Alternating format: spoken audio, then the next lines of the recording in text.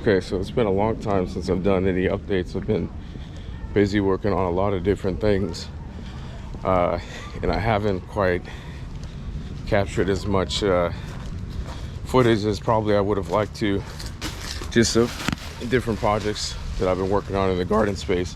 One thing that is new is a tarp that was actually over here. It made more sense since the tables got moved under this pergola, to actually use it as shade cloth. And initially I just stapled it to these support columns, but I'm gonna have to probably restaple it and then probably put like a 2x4 or something that spans the full length, because the staples just got ripped out just due to the winds. But the two biggest things that are new, and there's been doing a lot of cleanup. I'm not sure if these benches were all lined up last time I did an update, but the two biggest things, one is this Arbor walkway that I'm working on, and you can kind of see everything's kind of lined up. So when you walk at one side of it, it's all kind of lined up and looks good. So what I've done so far is I've actually poured concrete into these bases, so everything's actually locked in at the moment, and these are just temporary braces here, and eventually those will get removed. And so the idea is from here, and what I'm going to be working on today is that I'm going to be actually connecting each of these gateways together with some 2x8s, and then from those 2x8s we're going to have these horizontal additional plates, and so that's kind of how you create that trellis arbor walkway. And the other big thing that took me quite a while was this, and when I poured the concrete for the arbor walkway, I also did that. And the whole thing, how this started, was this space right here was actually a missing tile. So the tile that goes around the pool edge, this spot was missing, and so I actually used that as inspiration to think about, okay, what can I do with it? And the idea of a ramp into the pool made sense, because hey, if I ever need to bring materials in here, which eventually I will, I have an easy way to do that, just like that. And the other thing that's going to be later on is I've set some concrete bases out here for actually a performance stage that I'm going to build. And at the moment it's probably going to be a 20 by 10 stage, because it'll be 200 square feet or less, and so we won't need to do any permits or stuff. So that's kind of just a layout. That's what I'll focus on when I'm done with the ramp and then the arbor walkway. And then in addition, so what I'm thinking, this back wall is actually going to be a wooden accent wall, and so I'm going to use it kind of like as a backdrop for behind the stage. And so what I'm going to do with all the decking material that I have, I'm going to use that to build this deck and also create this kind of wooden accent wall to be used as a backdrop. As far as the ramp is concerned, it's mostly done. I'd say it's about 90% done.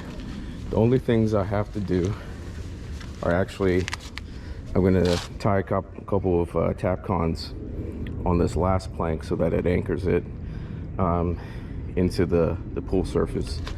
And then I'm also going to put the final banister along this. I have to kind of figure this out, because initially I was trying to match it with the surrounding structure that goes around the pool deep end edge, and so I wanted to kind of match it where we have these supports higher than the actual railing, or I could potentially cut these off and then just directly lay the top kind of railing on top. So I kind of have to figure that out. I think if I do it that way, because these would extend past how wide those boards are, it'll kind of be this funky little thing, and I don't know how well that will look. So there's a chance that I might just, you know, scribe past these supports and lay that on top and be done with that. One of the funniest things though, because I've built this deck, is that there's perfect access to this inlet where water used to go in. And so there's a lizard that's actually taken up residence somewhere in there. And in the afternoons when the sun's out, he's always like chilling around here, just getting some sun. And so now I basically ended up creating the perfect ecosystem for a lizard. Go figure. So when I first started building this, I actually just assumed that you would have one entrance, which is going to be right here. When I was building it, I ended up deciding that it just makes sense to have also this open as well. So you got, if you're coming from this side, you've got an access point here. You're coming from this side, you've got an access point here. And I think one of the final touches I'm going to do is I'm going to actually attach a chain on this side and then also on that side, so that, you know, when it's not being used, you can just chain it up, kind of like it's not necessarily a place that you want open to the public eventually when this space is, and it'll just kind of be a final touch. So besides that, actually how I started it, I'm gonna walk back down, and I'm pretty happy with the build quality, and this thing's pretty stout, and that's what I wanted it to be. So this first kind of ledger board that's actually attached into the side of the pool is actually secured by probably about 8 or 10 Tapcons that actually are secured directly into the edge of the pool. And of course, you know, all of my 2x8 supports,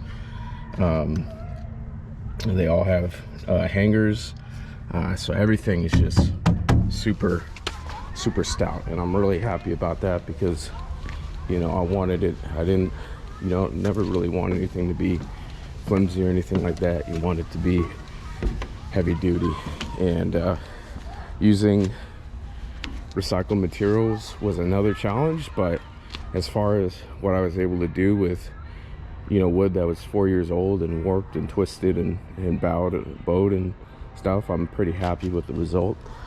And I'm actually really excited about what this is going to look like as it starts to come together.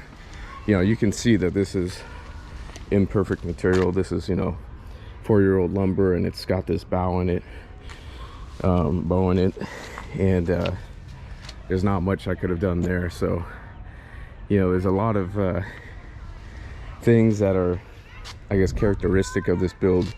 You can tell the difference between, you know, older lumber, and these were actually brand new 4x4s that I needed. So that's green lumber. When I installed it, you know, it's completely, you know, pretty plumb and square. So I had a couple that I was going to use, but they were so far gone that I couldn't use them. It just would have looked so wonky, and it would have been a pain trying to actually use them. But basically how I connected these, so those are wood structural screws. So those actually tie in these vertical 4x4 posts with the horizontal 4x4 posts. So you have structural wood screws on either side, and this isn't necessarily needed because if you can see here, I actually notched out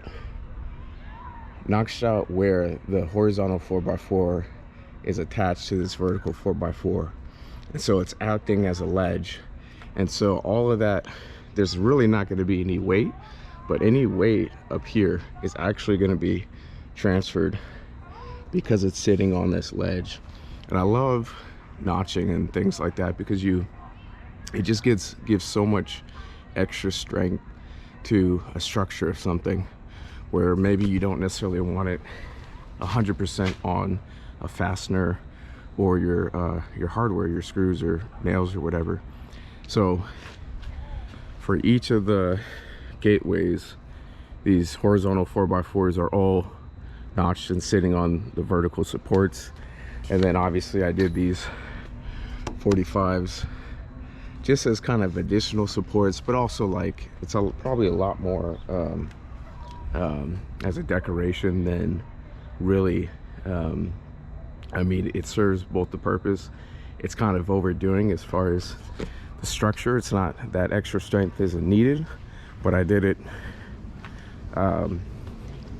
anyways, just because, like I said, I'd rather over engineer something, especially if it doesn't really add any additional costs. Like I have all these materials to use, I might as well use them. And so I think I'm gonna try to set up this camera using this the GoPro Hero 9 tripod that comes with it, and so hopefully I can actually capture some of the work, because I really haven't been capturing like the actual physical work. I just talk about what I've done. And so today the plan is to attach the 2x8s all along and then see how far I can get and go from there. And as soon as I attach those, I'll be able to take this temporary bracing off. This isn't really needed. I've just kept it because I also, before I poured the concrete, I actually had 2x4 spanning that gap, so that while I was building these, I made sure that, you know, these this bottom part was actually kind of in line with the tops as best as I could get it. And so I just had a lot of additional temporary bracing to try to help with the install. And these things were heavy to get up, but what I actually did was I actually used these 2x4s, and you essentially use them kind of as a fulcrum. So you attach them, and as you stand this thing up, and of course I was doing this by myself, as you stand this thing up, they actually lock in, so that as you push this thing higher from the side, basically, as it goes up, those 2x4s are here and they get locked in. And I'll probably put some pictures on here to show you how that whole process worked. And so it definitely helped doing all this work by myself, you know, because I wouldn't want this structure to come back and fall on me or anything like that. So that's kind of the plan. I'm gonna get the materials I need, and I got all my tools, and we're gonna get some work done. So I'm gonna set this up and hopefully get some footage of the process.